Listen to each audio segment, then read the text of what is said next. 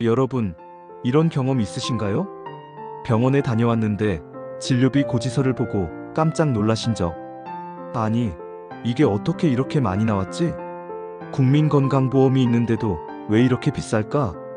특히 시니어 세대에게 의료비는 가장 큰 두려움 중 하나입니다. 나이가 들수록 병원 갈 일이 많아지고 약을 먹는 기간도 길어집니다. 그러다 보니 어느 순간 의료비 폭탄을 맞게 되는 거죠. 오늘은 이 주제를 깊이 있게 다뤄보겠습니다. 의료비 폭탄을 막는 방법, 시니어가 꼭 알아야 할 제도, 놓치고 있는 지원 정책, 절감 노하우, 실제 사례까지 알려드립니다. 첫째, 만성질환 증가 때문입니다. 고혈압, 당뇨, 고지혈증 같은 만성질환은 매달 꾸준히 약을 먹어야 합니다.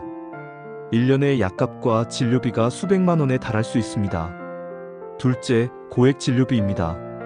암, 심장질환, 뇌혈관 질환 같은 3대 중증 질환은 수천만 원까지 진료비가 나올 수 있습니다. 건강보험이 있어도 본인 부담이 크게 발생합니다. 셋째, 의료비 구조의 오해입니다. 보험이 모든 걸 다 해주는 건 아닙니다. 실제로 본인 부담금은 20%에서 많게는 60%까지 발생합니다. 국민건강보험의 본인 부담 상한제는 1년 동안 낸 본인 부담금이 일정 금액을 넘으면 초과분을 돌려줍니다.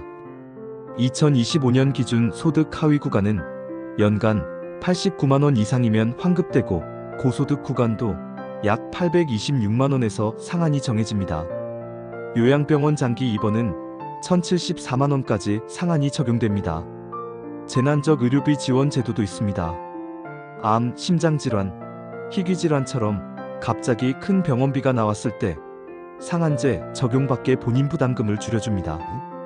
연간 최대 2천만 원까지 기본적으로 본인 부담금의 50%를 지원하고 필요할 경우 개별 심사로 추가 지원도 가능합니다. 65세 이상이면 노인 외래 정액제를 꼭 기억하세요. 의원급에서 진료를 받을 때 총 진료비가 15,000원 이하면 본인 부담은 1,500원만 내면 됩니다. 15,000원을 초과하면 구간별로 1,030% 정률 부담이 적용됩니다. 최근 초진료 상승으로 1,500원 구간은 줄었지만 여전히 큰 혜택입니다. 치매 국가 책임제도 있습니다. 치매 조기 검진, 약제비 경감, 돌봄 서비스 연계가 가능하며 치매 안심센터와 장기요양보험을 함께 활용하면 부담이 크게 줄어듭니다. 말기 환자는 호스피스 제도를 통해 진료비와 돌봄 비용을 줄일 수 있습니다. 서울의 한 70대 어르신은 심장질환 수술비가 2천만 원 나온다고 들었을 때 충격을 받았습니다. 하지만 본인 부담 상한제를 적용받아 실제로는 약 500만 원만 부담했습니다.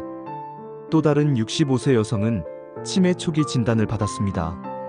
매달 약값과 돌봄 비용이 걱정됐지만 치매 안심센터와 장기요양보험을 통해 상당 부분 지원받을 수 있었습니다. 예방 습관도 중요합니다. 정기검진으로 조기 진단을 하면 곧 비용 절감으로 이어집니다.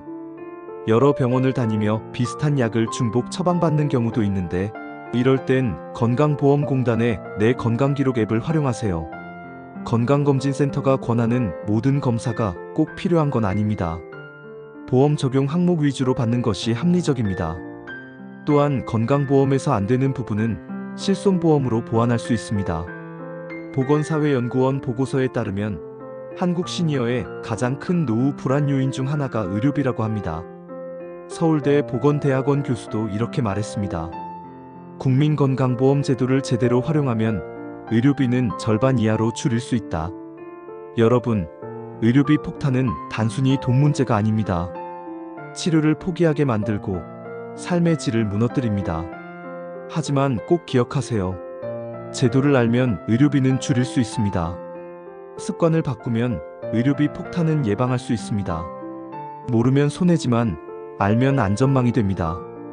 이 채널에서는 앞으로도 여러분의 건강과 자산을 지키는데 꼭 필요한 정보를 전해드립니다. 구독과 좋아요, 알림 설정은 여러분의 삶을 든든하게 지켜줄 습관이 될 수 있습니다. 함께 해주셔서 감사합니다.